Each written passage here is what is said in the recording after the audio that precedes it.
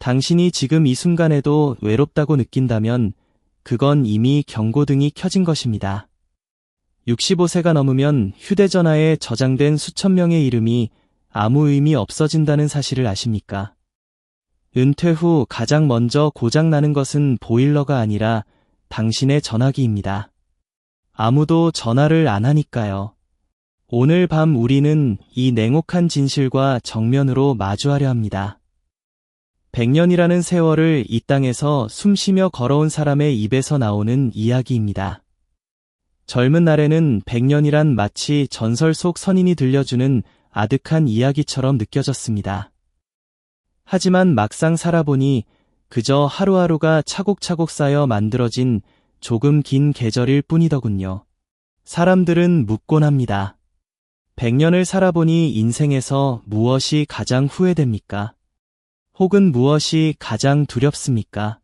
그때마다 저는 죽음 그 자체보다 더 두려운 것이 있다고 대답합니다. 그것은 바로 아무도 찾아오지 않는 차가운 방에서 홀로 맞이하는 마지막 순간입니다. 즉 철저한 고립이라는 것이죠. 우리는 역사상 가장 많이 연결된 시대에 살고 있습니다. 하지만 역설적으로 가장 외로운 시대를 살고 있기도 합니다.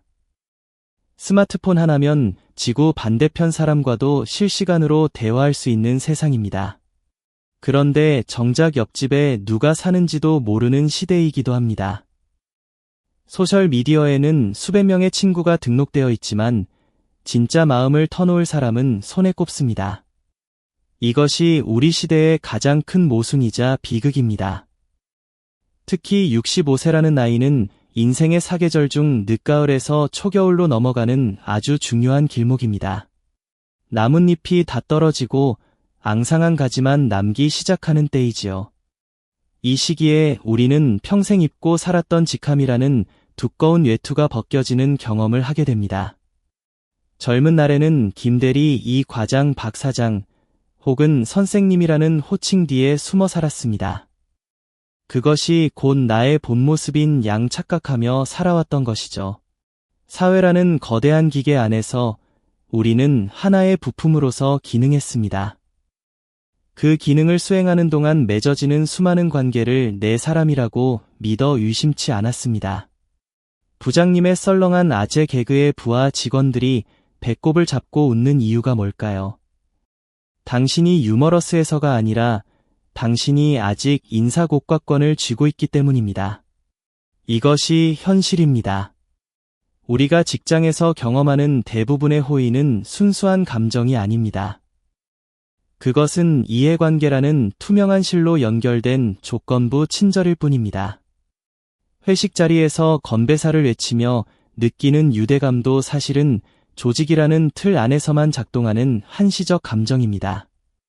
프로젝트가 끝나면 팀은 해체되고 그 뜨거웠던 전후에도 서서히 식어갑니다. 그런데 우리는 이 사실을 인정하기 싫어합니다.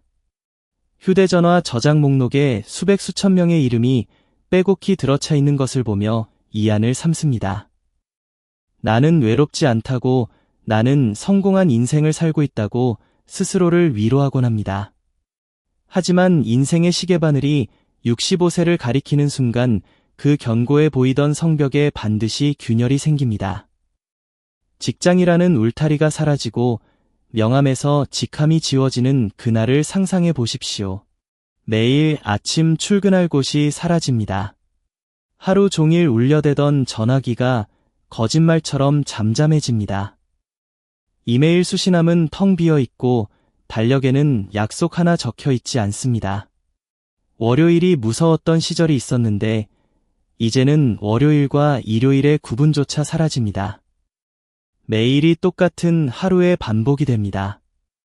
아침에 눈을 떠도 어제와 오늘의 차이를 느끼지 못하는 그 무미건조함이 천천히 영혼을 갉아먹기 시작합니다. 스마트폰 저장 목록에 2,000명이 넘게 있다고 자랑하시던 분들 계시죠? 사실 그중 절반은 누구였는지 기억도 안 납니다. 나머지 절반은 광고 문자 보낸 사람들이고요. 진짜 통화를 해본 사람은 10명이 채 안 될 겁니다. 그때야 비로소 우리는 뼈아픈 진실과 마주하게 됩니다. 그동안 나를 둘러싸고 있던 그 많은 사람은 나라는 사람을 찾아온 것이 아니었습니다. 내가 가진 지위와 권력, 혹은 나를 통해 얻을 수 있는 이익을 찾아왔던 것이죠. 이것은 마치 꽃에 모여드는 벌과 같은 이치입니다. 벌은 꽃을 사랑해서 오는 것이 아니라 꿀을 원해서 오는 것입니다. 꿀이 마르면 벌은 미련 없이 다른 꽃을 찾아 떠납니다. 우리가 가진 지위와 권력과 인맥의 가치가 바로 그 꿀이었던 셈입니다. 썰물이 빠져나가면 비로소 누가 벌거벗고 수영하고 있었는지 알게 된다는 말이 있습니다. 은퇴라는 거대한 썰물이 지나가고 나면 덩그러니 남은 진짜 내 민낯이 드러나게 됩니다. 화려한 직함이라는 화장이 지워진 맨얼굴은 생각보다 초라하고 낯설 수 있습니다. 거울 앞에 선 자신의 모습이 마치 처음 보는 타인처럼 느껴지는 순간이 오는 것이죠. 이것은 비단 직장 생활을 한 사람들만의 이야기가 아닙니다. 자식을 키우는데 평생을 바친 부모들도 마찬가지입니다. 자녀가 품 안의 자식일 때는 부모가 절대적인 존재였습니다. 아이의 세계에서 엄마 아빠는 곧 우주의 중심이었으니까요. 하지만 그들이 장성하여 둥지를 떠나고 나면 부모라는 역할도 예전 같지 않습니다. 자식이 대학에 가고 취직을 하고 결혼을 하면서 부모의 영향력은 점점 줄어듭니다. 어느 날 문득 깨닫게 됩니다. 아이가 더 이상 나를 필요로 하지 않는다는 사실을요. 빈 둥지 증후군이라는 말이 괜히 생겨난 것이 아닙니다. 학술적으로 이를 사회정서적 선택 이론이라 부르기도 합니다. 인간은 시간이 유한하다는 것을 깨닫는 노년기에 접어들수록 특정한 변화를 보입니다. 정보 획득을 위한 넓고 얕은 관계보다 정서적 만족감을 주는 깊고 친밀한 관계에 집중하려 합니다. 그런데 문제는 여기서 발생합니다. 그동안 나라는 알맹이를 가꾸지 않고 오직 직함이라는 껍데기만 키워온 사람에게는 돌아갈 정서적 안식처가 없다는 것입니다. 껍데기가 벗겨지고 오로지 인간 본연의 모습만 남게 되는 시기가 바로 65세 전후입니다. 이때 찾아오는 상실감은 실로 엄청납니다. 평생을 쌓아올린 인맥이라는 탑이 모래성처럼 허물어지는 것을 목격하게 됩니다. 사람들은 깊은 우울과 고립감에 빠집니다. 텅 빈 사무실 책상 위에 이제는 주인이 바뀐 자리에서 굴러다니는 낡은 볼펜처럼 내 존재가 느껴질 때가 있습니다. 그 서늘함은 뼈까지 파고듭니다. 인간이 진심으로 깊은 사회적 관계를 맺을 수 있는 최대 인원은 약 150명 정도라고 합니다. 이것을 던바의 수라고 부르지요. 영국의 인류학자 로빈 던바가 제시한 이 이론은 흥미로운 시사점을 줍니다. 우리의 뇌 용량으로는 150명 이상과 의미 있는 관계를 유지하는 것이 생물학적으로 불가능하다는 것입니다. 그런데 우리는 그 150명조차 제대로 챙기지 못했습니다. 수천 명의 디지털 유령들과 연결되어 있다는 착각 속에 살아왔을 뿐이죠. 카카오톡 친구 목록의 숫자가 나의 인맥이라고 믿었던 시절이 있었습니다. 하지만 그 숫자는 관계의 깊이를 전혀 반영하지 못합니다. 1000명의 지인보다 1명의 진정한 벗이 더 값진 이유가 바로 여기에 있습니다. 우리는 이제 인정해야 합니다. 65세 이전에 준비해야 할 것은 넓고 얕은 인맥이 아니라 좁더라도 깊고 단단한 인연이라는 것을요. 인맥은 필요에 의해 맺어지지만 인연은 마음과 마음이 닿아 맺어집니다. 인맥은 내가 힘이 있을 때 모여들지만 인연은 내가 가장 약해졌을 때 내 곁을 지켜줍니다. 인맥은 명함 한 장으로 시작되지만 인연은 눈빛 한 번으로 시작됩니다. 인맥은 거래의 산물이지만 인연은 영혼의 선물입니다. 이 묘한 이치를 깨닫지 못한 채 너무 오랜 시간을 가면을 쓰고 무대 위에서 춤추며 살아왔는지도 모릅니다. 이제 무대의 조명은 꺼지고 관객은 떠났습니다. 당신은 이 정막 속에서 홀로 춤을 멈추고 거울 앞에 서서 자신을 마주할 준비가 되었나요? 그런데 많은 분이 이 갑작스러운 공허함을 견디지 못해 치명적인 실수를 범합니다. 바로 그 구멍난 마음을 채우기 위해 또다시 잘못된 방식에 빠지는 것이죠.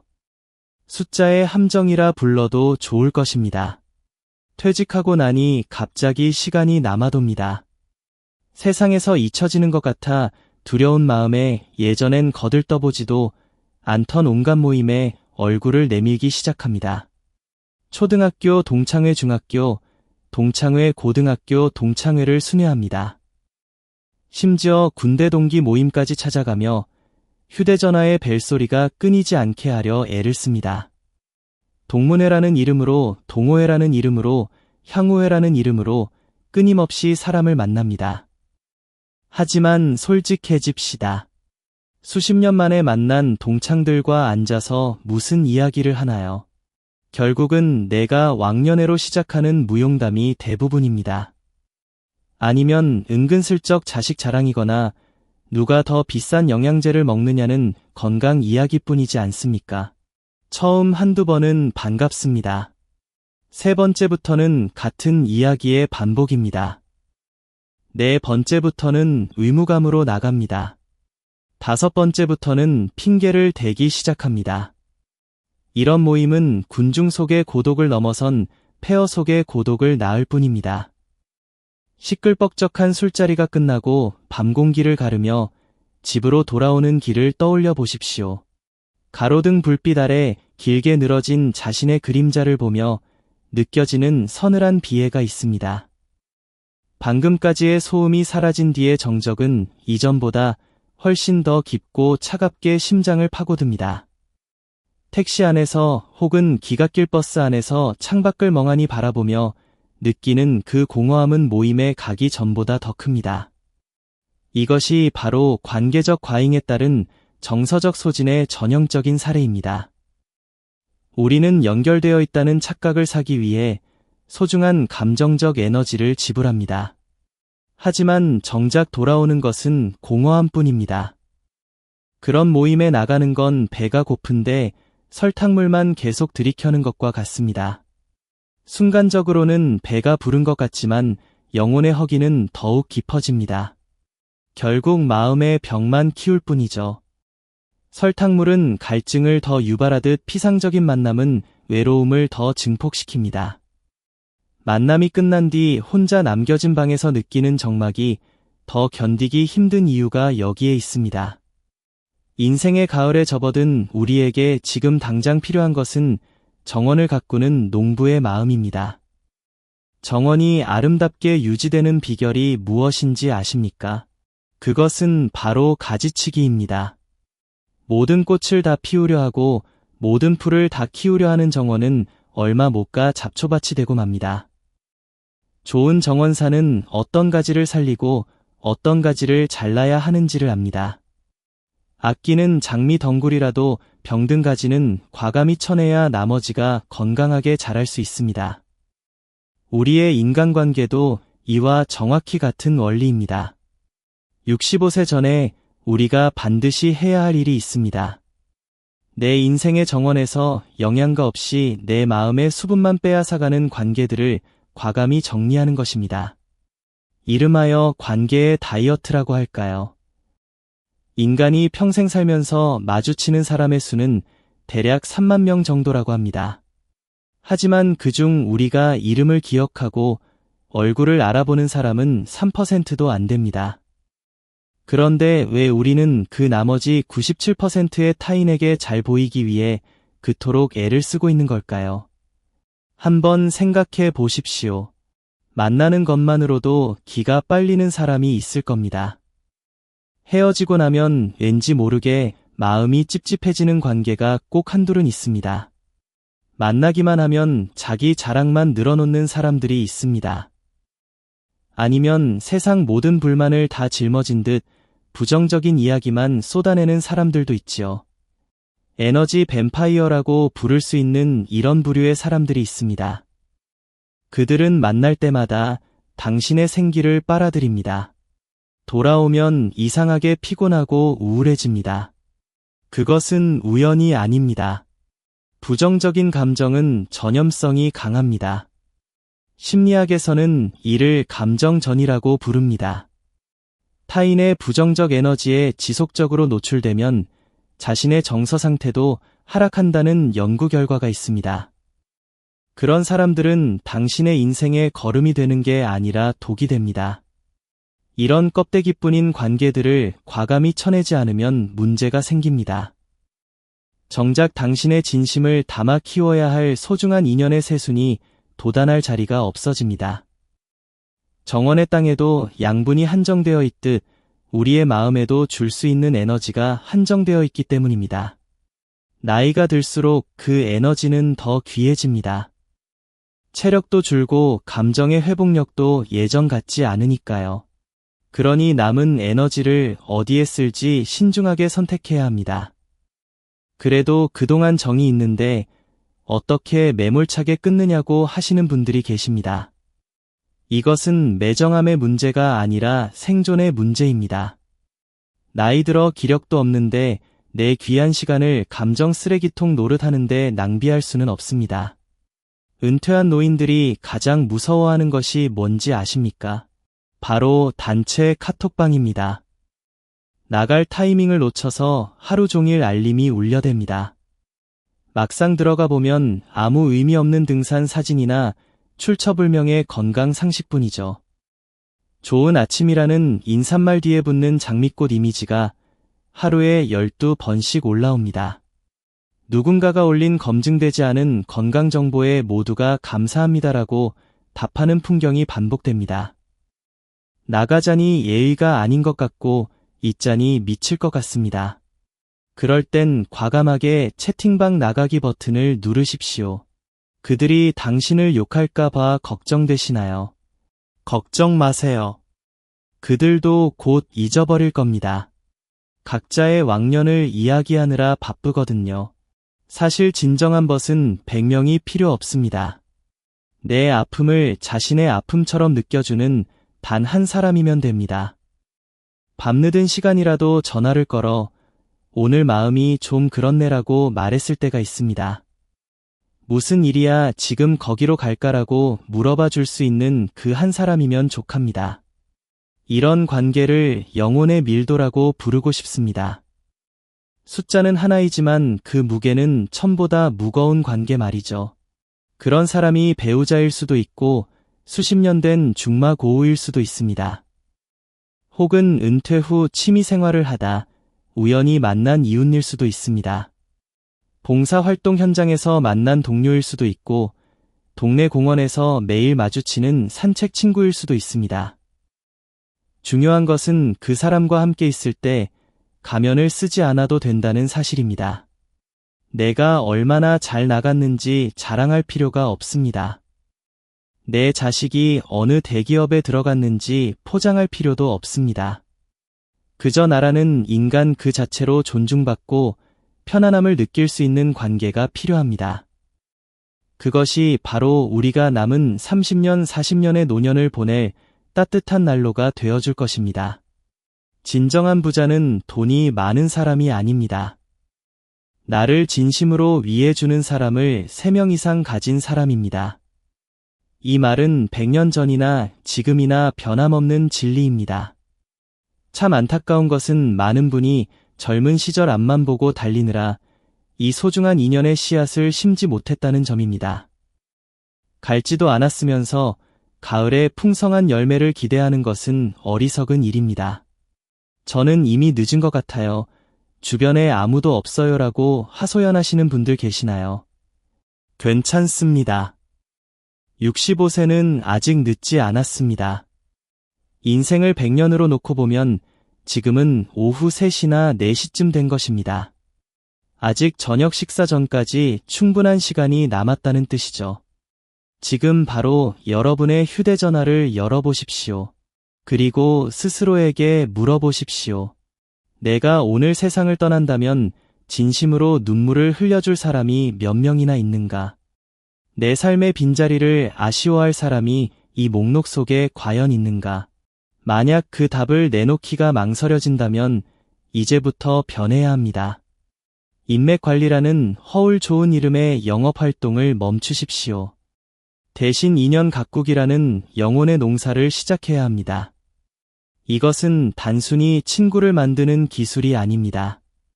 여러분의 영혼을 다시 세상과 연결하는 유일한 구명줄입니다. 죽는 그 순간까지 사람의 온기 속에서 존엄하게 머물 수 있게 하는 생명선입니다. 자, 이제 우리가 넘어야 할 가장 큰 산 첫 번째 과제를 향해 가보겠습니다. 우리가 넘어야 할 첫 번째 산은 사실 세상에서 가장 무겁고도 거대한 산입니다. 바로 자기 자신이라는 산이죠. 65세 이전에 반드시 완수해야 할 첫 번째 과제는 용서와 화해입니다. 마음속에 굳게 걸어 잠긴 빗장을 푸는 일입니다. 이 말이 뻔한 도덕 교과서처럼 들리실 수 있습니다. 100년이나 사신 분이 하시는 말씀치고는 진부하다고 느끼실 수도 있습니다. 하지만 한 세기를 살아보니 이것만큼 어렵고 이것만큼 절실한 생존의 문제는 없었습니다. 이건 단순히 착하게 살자는 권유가 아닙니다. 차가운 방에서 벽만 보고 혼자 죽고 싶지 않다면 반드시 치러야 할 전쟁 같은 과정입니다. 사람이 늙어가며 생기는 가장 무서운 병이 무엇인지 아십니까? 암이나 치매도 물론 두렵습니다. 하지만 영혼의 관점에서 볼 때 가장 경계해야 할 것은 아집과 노욕입니다. 나이가 들수록 경험이 쌓이고 지혜가 늘어날 것 같지만 실상은 정반대인 경우가 허다합니다. 내가 살아온 방식이 곧 법이라는 확신이 생깁니다. 내 생각이 정답이라는 믿음이 시멘트처럼 딱딱하게 굳어버립니다. 마음의 유연성은 사라지고 옹이처럼 단단한 고집만 남게 됩니다. 나무도 나이가 들면 가지가 뻣뻣해져서 바람에 부러지기 쉬워집니다. 반면 어린 나무는 휘어져도 다시 일어납니다. 인간의 마음도 이와 같습니다. 유연함을 잃은 마음은 작은 충격에도 산산조각이 나기 쉽습니다. 특히 65세라는 나이는 사회적 지위라는 화려한 껍데기가 벗겨지는 시기입니다. 자존심의 상처를 입기 쉽습니다. 그래서 오히려 더 꿋꿋하게 목에 힘을 줍니다. 내가 누군데 감히 나를 무시하느냐는 방어기제로 똘똘 뭉치게 됩니다. 지위가 사라진 자리에 자존심만 남으면 그것은 무기가 아니라 감옥이 됩니다. 스스로를 가두는 철창이 되어버리는 것이죠. 인간의 뇌는 나이가 들수록 흥미로운 변화를 보입니다. 새로운 정보를 받아들이기보다 기존의 믿음을 강화하는 쪽으로 에너지를 씁니다. 이를 심리학에서는 확증 편향이라고 부릅니다. 자기가 믿고 싶은 것만 보고 듣고 싶은 것만 듣는 현상이죠. 이것이 고집과 만나면 정말 답이 없어집니다. 요즘 젊은 친구들이 말하는 답정너라는 표현이 있습니다. 답은 정해져 있으니 너는 대답만 해라는 뜻이죠. 그 최종 진화 형태가 바로 고집 센 노인이 되는 것입니다. 자녀가 새로운 정보를 알려줘도 내가 해봐서 아는데라며 일축합니다. 의사가 건강 조언을 해도 내 몸은 내가 잘 안다며 무시합니다. 세상이 변하고 있다고 말해줘도 예전에는 안 그랬는데라며 고개를 돌립니다. 이런 태도가 내 곁에 남아있던 마지막 소중한 사람들마저 하나둘씩 떠나게 만드는 주범입니다. 한번 주위를 둘러보십시오. 늙어서 외로운 사람들의 공통점이 무엇인지 아십니까? 그들은 대체로 화가 아주 많습니다. 과거의 섭섭함을 잊지 못하고 끊임없이 되새김질합니다. 배우자에게, 자식에게 혹은 옛 동료에게 원망의 화살을 쏩니다. 그때 내가 나한테 어떻게 그럴 수 있느냐는 말이 입버릇처럼 나옵니다. 그 원망의 감정은 마치 독버섯처럼 마음속에서 자라납니다. 처음에는 작은 불만이었던 것이 세월이 흐르면서 거대한 분노의 덩어리가 됩니다. 그 분노를 품고 사는 사람 곁에는 그 누구도 오래 머물고 싶어 하지 않습니다. 자식들도 처음에는 효심으로 찾아옵니다. 하지만 올 때마다 옛날 이야기로 타박을 들으면 결국 마음은 천리만리 멀어지게 됩니다. 전화를 받기가 꺼려지기 시작합니다. 명절에 방문하는 횟수가 줄어듭니다. 나중에는 안부 문자 하나로 의무를 대신하게 됩니다. 그것이 불효라고 자식을 탓하기 전에 내가 먼저 돌아볼 것이 있습니다. 65세가 넘어가기 전에 아직 정신이 맑고 의지로 감정을 조절할 수 있을 때 해야 할 일이 있습니다. 반드시 관계의 부채를 청산해야 합니다. 이건 돈 빚을 갚는 것보다 훨씬 중요합니다. 과거에 형성된 부정적인 감정의 경로를 지금 끊어내지 않으면 큰 문제가 생깁니다. 당신의 남은 인생은 그 우울한 궤도를 영원히 벗어나지 못하게 됩니다. 감정의 관성이라는 것이 있습니다. 한번 부정적인 방향으로 기울기 시작하면 점점 더 깊이 빠져들게 됩니다. 원망이 원망을 낳고 분노가 분노를 부르는 악순환의 고리가 형성됩니다. 이 고리를 끊을 수 있는 유일한 열쇠가 바로 용서입니다. 가장 먼저 화해해야 할 대상은 다름 아닌 배우자입니다. 젊은 날 먹고 살기 바쁘다는 핑계로 주었던 상처들이 있을 겁니다. 가장이라는 권위를 앞세워 무심하게 내뱉은 말들이 있을 겁니다. 아내의 꿈을 하찮게 여긴 적이 있을 수 있습니다. 남편의 서투른 노력을 무시한 적이 있을 수 있습니다. 그 묵은 감정의 찌꺼기들은 세월이 흐른다고 저절로 사라지지 않습니다. 오히려 침전물처럼 가라앉아 딱딱하게 굳어 있을 뿐이죠. 물 위로는 잔잔해 보여도 바닥에는 수십 년간 쌓인 앙금이 가득합니다. 작은 충격만 가해져도 그 탁한 침전물이 한꺼번에 올라와 물 전체를 흐리게 만듭니다. 황혼 이혼이 왜 그리 많겠습니까? 바로 그 딱딱한 침전물을 더 이상 견딜 수 없기 때문입니다. 수십 년을 참고 살았던 분노가 은퇴 후 24시간 함께 지내면서 폭발하는 것입니다. 은퇴한 남편을 아내들이 뭐라고 부르는지 아십니까? 젖은 낙엽이라고 부른답니다. 아무리 쓸어내려 해도 축축하게 바닥에 딱 붙어서 떨어지지 않는다는 뜻이죠. 하루 종일 소파에 앉아 TV만 보면서 밥은 아직이야 라고 묻는 존재가 되어버린 것입니다. 그런 낙엽이 되지 않으려면 지금 당장 배우자의 손을 잡으십시오. 쑥스럽더라도 말씀하십시오. 그동안 고생 많았소. 내 고집 받아주느라 힘들었지. 미안하고 고맙소.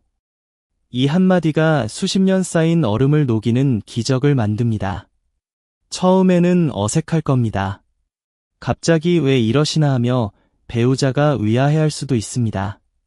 하지만 진심은 반드시 통합니다. 한 번이 어렵지 두 번, 세 번 반복하다 보면 얼어붙었던 관계에 봄이 찾아옵니다. 내가 먼저 굽히는 건 지는 것이 아닙니다. 그것이야말로 진정한 어른의 품격입니다. 내 노년의 평화를 지키는 가장 현명한 투자입니다. 배우자와의 관계가 회복되면 집이 달라집니다. 집이 달라지면 마음이 달라집니다. 마음이 달라지면 삶 전체가 달라집니다. 은퇴 후 매일 함께 아침 산책을 하는 부부가 있습니다. 특별한 대화가 없어도 나란히 걷는 것만으로 서로의 존재를 확인합니다. 그런 부부의 곁에는 자녀들도 자주 찾아옵니다. 부모가 행복한 집은 자녀에게도 가고 싶은 곳이 되기 때문입니다. 그 다음은 자녀들과의 화해입니다. 많은 부모가 자식을 내 소유물로 착각합니다. 내가 너를 어떻게 키웠는데라는 보상 심리를 가지고 있습니다. 하지만 65세가 되면 이제 자식을 놓아주어야 합니다. 자식의 인생에 간섭하고 통제하려 들수록 자식은 멀어집니다. 부모니까 당연히 대우받아야 한다는 생각을 내려놓으십시오. 대신 한 사람의 독립된 인간으로서 자식과 새로운 관계를 쌓겠다고 마음먹으십시오. 자녀에게 섭섭한 것이 있다면 그 기대를 내려놓는 것이 화해의 시작입니다. 왜 전화를 안 하니? 내 용돈이 이것뿐이니라고 다그치지 마십시오. 바쁜데 건강은 챙기니 나는 잘 지내니 걱정 말고 먼저 손 내미는 부모가 되십시오. 자식들도 자기 자식 키우느라 허리가 휘는 세상입니다. 부모가 또 하나의 무거운 짐이 되어서는 안 됩니다. 언제든 돌아가실 수 있는 넉넉한 그늘이 되어줄 때 자식들은 제 발로 찾아오게 되어 있습니다. 자식들이 집에 오면 공부 이야기, 돈 이야기는 하지 마십시오. 그냥 맛있는 것 해주고 애쓰고 산다 한마디면 충분합니다. 잔소리 대신 따뜻한 밥 한 끼가 100마디 훈계보다 효과적입니다. 소원해진 오랜 친구나 지인이 있다면 용기를 내어 먼저 연락하십시오. 그때 우리가 좀 다투긴 했지만 별일도 아니었네, 잘 지내는가. 사소한 오해나 자존심 때문에 연락을 끊고 지내는 인연이 있다면 살아있을 때 풀어야 합니다. 장례식장에서 영정사진을 보며 그때 화해할 걸 하고 후회해봐야 소용없습니다. 죽은 사람에게 미안하다고 말해봤자 그 말은 닿지 않습니다. 살아있을 때 한마디 미안해가 죽은 뒤에 1000마디 후회보다 낫습니다. 용서란 남을 위한 것이 아닙니다. 내 마음속에 박힌 가시를 빼내는 치유의 과정입니다. 미움은 당신이 마시고 남이 죽기를 바라는 독약과 같습니다. 그 독은 상대에게 가지 않습니다. 오로지 마신 사람의 몸속에서 독이 퍼질 뿐입니다. 65세 이전의 마음속 응어리를 모두 털어버리십시오. 미움도 짐이고 원망도 짐입니다. 그 무거운 짐을 지고 노년의 고개를 넘어가기에 우리 다리는 너무 약합니다. 영혼을 가볍고 투명하게 만드십시오. 누구를 만나도 편안한 미소를 지을 수 있는 얼굴을 만드십시오. 이것이 외롭게 죽지 않기 위해 갖춰야 할 첫 번째 필수품입니다. 마음의 빗장을 열어젖히고 묵은 감정의 찌꺼기를 깨끗이 씻어냈다면 이제 다음 단계입니다. 그 텅 빈 자리를 무엇으로 채워야 할까요? 용서와 화해가 관계를 회복하기 위한 기초 공사였다면 이제는 그 위에 튼튼한 집을 지어야 합니다. 65세 이전에 반드시 실천해야 할 두 번째 과제가 있습니다. 바로 사회적 쓸모를 유지하기 위한 배움과 나눔입니다. 많은 분이 은퇴를 잘못 이해하고 계십니다. 노동으로부터의 영원한 해방이라고 생각합니다. 아무것도 하지 않아도 되는 자유라고 오해합니다. 젊어서 뼈 빠지게 일했으니 남은 생은 쉬기만 하겠다고 선언하는 분들이 있습니다. 하지만 100년을 살아본 사람으로서 감히 단언합니다. 그것은 축복이 아니라 저주에 가까운 재앙의 시작입니다. 일이 없어지는 순간 사람은 급격히 늙기 시작합니다. 단순히 육체가 노쇠하는 것이 아닙니다. 영혼의 탄력이 사라지고 사회적 존재감이 소멸해버립니다. 아침에 눈을 떴는데 갈 곳이 없다는 사실만큼 인간을 무기력하게 만드는 것은 없습니다. 이 넓은 세상에서 나를 필요로 하는 곳이 단 한 군데도 없다는 자각은 치명적입니다. 그 무기력은 필연적으로 지독한 고독을 불러옵니다. 사회라는 기계에서 빠져나온 녹슨 부품처럼 느껴질 때가 옵니다. 그때 우리는 스스로를 거대한 골방에 가두게 됩니다. 은퇴한 분들이 겪는 큰 고통 중 하나가 있습니다. 아침에는 벽을 보고 점심에는 바닥을 보고 저녁에는 천장을 본다는 것이죠. 이런 생활을 한 달만 지속해 보십시오. 없던 병도 생깁니다. 몸이 아픈 것이 아니라 마음이 먼저 병드는 것입니다. 무기력은 우울을 부르고 우울은 고립을 부르고 고립은 질병을 부릅니다. 악순환의 시작점은 언제나 할 일이 없다는 공허함입니다. 평생을 바쳐온 사회적 역할이 사라졌을 때 인간은 자아를 유지할 동력을 잃게 됩니다. 그래서 우리는 끊임없이 자신을 갱신해야 합니다. 65세가 되었다고 해서 인생의 짐을 다 내려놓을 생각하지 마십시오. 오히려 삶의 기여를 변속해야 할 때입니다. 돈을 벌기 위한 생계형 노동에서 내 존재의 가치를 증명하기 위한 의미형 노동으로 전환하십시오. 자신을 갱신하는 유일한 방법이 바로 배움입니다. 100세가 넘어서도 강단에 서고 글을 쓸 수 있는 비결이 뭐냐고 묻는다면 주저없이 답합니다. 호기심입니다. 새로운 것을 배우려는 열정이 식는 순간 그 사람은 이미 늙은 것입니다. 육체의 나이가 60이라도 더 이상 배울 것이 없다고 생각하면 그는 죽은 나무와 같습니다. 반대로 80이 되어도 외국어를 배우고 악기를 익히는 사람이 있습니다. 변하는 세상의 이치에 귀를 기울이는 사람은 여전히 청춘입니다. 왜 배움이 고독을 막아줄까요? 배우는 사람은 대화가 통하기 때문입니다.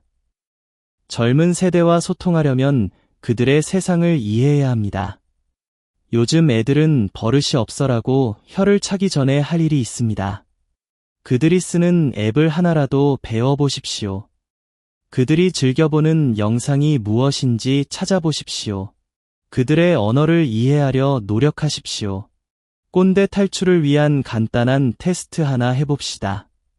누군가와 대화할 때 나 때는 마리아라는 문장이 입 밖으로 나오려 하면 멈추십시오. 내가 해봐서 아는데라는 말이 혀끝에 올라오면 삼키십시오. 대신 그건 어떻게 하는 거니라고 물어보십시오. 그게 요즘 유행하는 거니라고 관심을 보이십시오.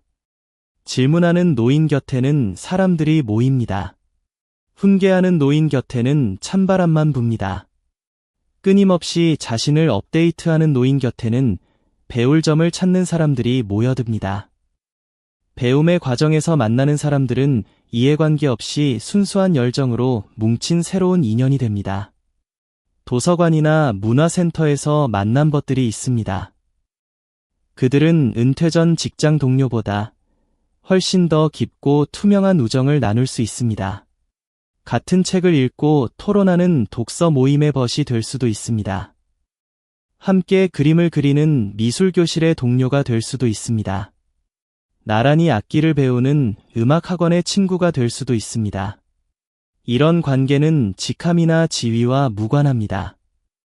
오직 배움에 대한 열정이라는 공통분모로 연결되어 있기에 더 순수하고 더 오래갑니다. 다음으로 강조하고 싶은 것은 나눔과 봉사입니다. 나이가 들어서 가장 추해 보이는 모습이 무엇인지 아십니까? 바로 받기만 하려는 태도입니다. 내가 노인인데 대우해줘야지라는 마음이 있습니다. 내가 왕년에 이런 사람이었는데 알아줘야지라는 기대가 있습니다.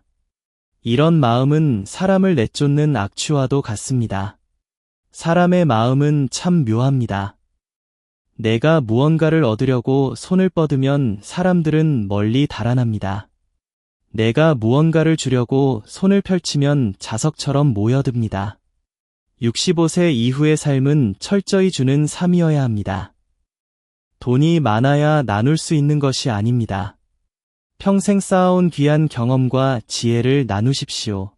넉넉해진 시간을 나누십시오. 동네 화단을 가꾸는 작은 일부터 시작해도 좋습니다. 재능 기부로 아이들을 가르치는 일도 좋습니다. 거동이 불편한 이웃의 말벗이 되어주는 것만으로도 충분합니다.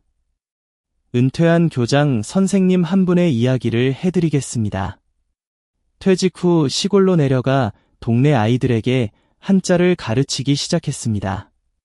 처음에는 소일거리로 시작한 것이었습니다.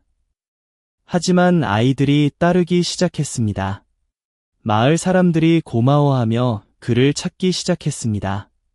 그의 삶에 생기가 돌기 시작했습니다. 명절이면 그의 집 마당은 제자들과 이웃들로 북적입니다.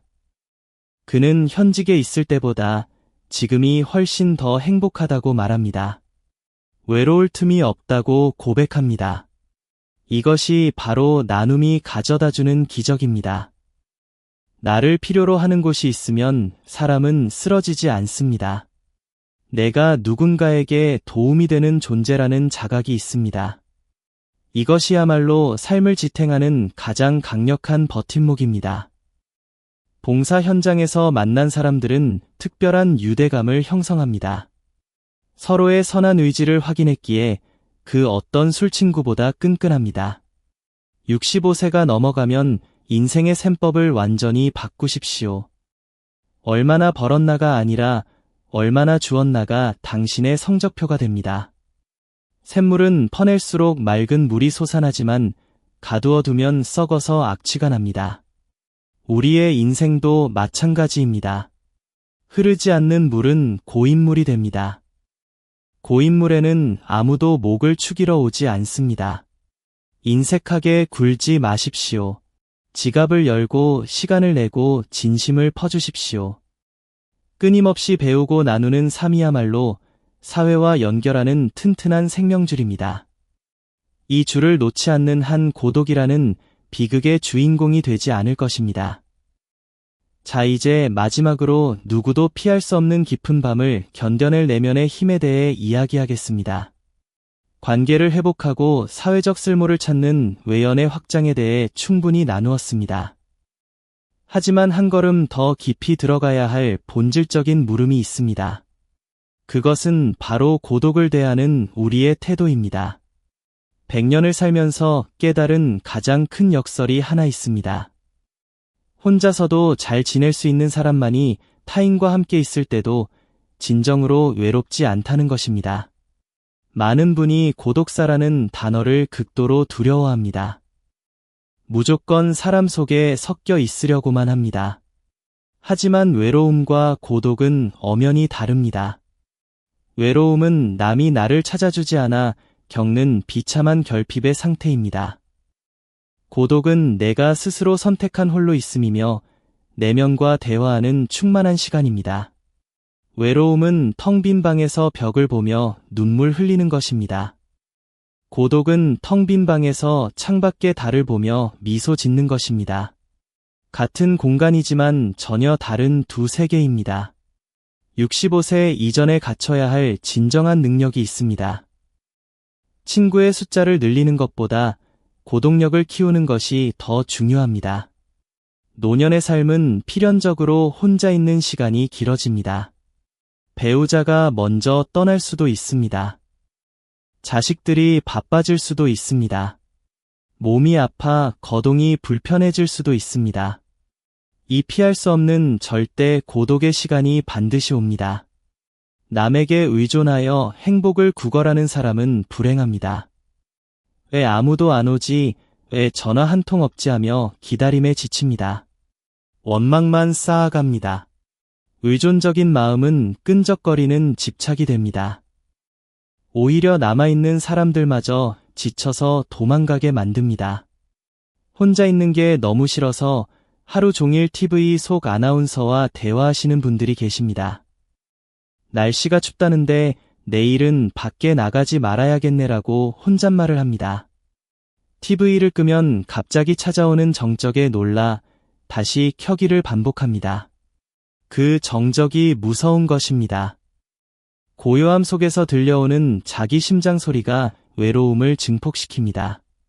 하지만 고독력이 있는 사람은 그 정적을 즐깁니다. 책 한 권과 따뜻한 차 한 잔만 있어도 마음이 충만합니다. 창밖을 지나가는 구름을 바라보는 것만으로도 평화를 얻습니다. 새벽에 들려오는 빗소리에 귀 기울이며 조용히 미소 짓습니다. 정원의 작은 풀 한 포기에서도 우주의 이치를 발견합니다.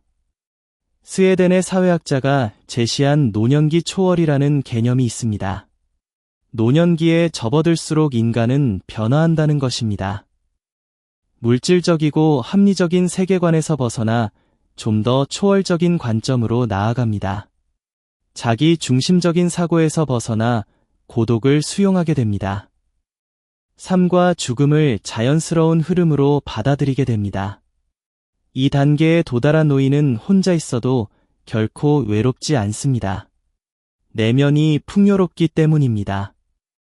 누군가 곁에 있으면 즐거워서 좋고 없으면 자유로워서 좋은 경지에 이릅니다. 사진작가들이 가장 사랑하는 시간대가 있습니다. 골든아워라고 부르지요. 해가 뜨고 나서 1시간 해가 지기 직전 1시간입니다. 이때의 빛은 세상의 모든 사물을 가장 따뜻하고 아름답게 비춥니다. 우리의 노년도 이 골든아워와 같습니다. 인생의 해가 뉘엿뉘엿 저물어가고 있습니다. 하지만 그 빛은 어느 때보다 깊고 찬란합니다. 한낮의 강렬한 태양은 그림자를 짧고 진하게 만듭니다. 하지만 골든아워의 빛은 그림자를 길고 부드럽게 느려줍니다. 노년의 지혜도 이와 같습니다. 젊은 날의 지식은 날카롭고 단정적이었습니다. 하지만 세월을 건너온 지혜는 부드럽고 너그럽습니다. 이 빛을 내기 위해서는 내면이 단단하게 여물어야 합니다. 65세 이후의 삶을 준비하며 스스로에게 물어보십시오. 나는 혼자 있는 시간을 즐길 수 있는가? 나는 남이 채워주지 않아도 스스로 빛나는 존재인가? 우리가 자꾸 무언가를 잃어버리는 것은 의미가 있을 수 있습니다. 안경을 이마에 얹어놓고 온 집안을 헤매며 찾는 일이 일상이 되었습니다. 리모컨을 냉장고 안에 넣어두고 찾아 다니기도 합니다. 어쩌면 이것은 밖으로 향하던 시선을 안으로 돌리라는 신호일지 모릅니다. 외부의 자극에 반응하느라 놓치고 살았던 진짜 나를 찾으라는 숙제입니다. 고독을 승화시키십시오. 외로움에 떨며 누군가의 온기를 구걸하지 마십시오. 당신 스스로가 따뜻한 난로가 되십시오. 당신의 영혼이 가을 햇살처럼 단단하게 여물어 있을 때 비로소 달라집니다. 외롭게 죽지 않는 수준을 넘어서게 됩니다. 아름답게 완성되는 마지막을 맞이할 수 있습니다. 고독을 사랑하는 사람만이 타인의 고독을 진정으로 존중할 수 있습니다. 당신이 혼자서도 평온할 때 당신의 곁에 오는 사람들도 비로소 평안을 얻습니다. 맑은 샘물에 짐승들이 목을 축이러 오듯이 말입니다. 평온하고 지혜로운 노인 곁에는 삶에 지친 사람들이 위로를 얻기 위해 찾아옵니다. 젊은이들이 찾아와 인생의 조언을 구합니다. 이웃들이 찾아와 따뜻한 차 한 잔을 나눕니다. 당신의 존재 자체가 누군가에게 쉼터가 되는 것입니다. 이것이야말로 100년의 세월을 건너온 사람이 전하는 고독을 이기는 최후의 비결입니다. 인생의 황혼은 결코 어둡고 두려운 동굴이 아닙니다. 그것은 하루 중 가장 눈부신 노을이 지는 시간입니다. 젊은 날의 뜨거운 태양처럼 강렬하지는 않습니다. 하지만 온 세상을 붉게 물들이며 은은하고 깊은 여운을 남기는 시기입니다. 묵은 감정을 털어내고 먼저 손을 내미는 용기가 필요합니다. 끊임없이 배우고 나누며 세상과 호흡하는 활기가 필요합니다. 홀로 있어도 충만한 고독의 품격이 필요합니다. 이 세 가지가 어우러질 때 여러분의 노년은 달라집니다. 추운 독방이 아니라 따뜻한 안식처가 될 것입니다. 살아보니 결국 마지막에 남는 것이 있습니다. 통장의 숫자가 아닙니다. 내가 사랑했던 이들의 따뜻한 눈빛입니다. 내가 베풀었던 작은 친절들입니다. 죽음의 문 앞에서 돌아볼 때 빛나는 것은 재산이 아닙니다. 누군가의 눈에 고인 감사의 눈물이 유일한 훈장입니다. 당신은 오늘 하루도 충분히 애쓰셨습니다. 당신의 존재만으로도 이 세상은 조금 더 따뜻했습니다. 내일 아침 눈을 떴을 때 오늘보다 조금 더 가벼운 마음이 되시길 바랍니다. 소중한 이에게 안부 전화 한 통을 거는 것으로 하루를 시작해 보십시오. 그 전화 한 통이 당신의 노년을 바꿀 수 있습니다. 그 전화를 받는 상대방의 하루도 바꿀 수 있습니다. 작은 실천이 큰 변화를 만듭니다. 100년을 먼저 걸어온 사람의 간절한 기도가 여러분의 평안이 되기를 바랍니다. 부드러운 어둠이 여러분을 감싸고 따스한 평화가 머물기를 빕니다. 당신의 남은 날들이 늘 봄날 같기를 진심으로 축복합니다.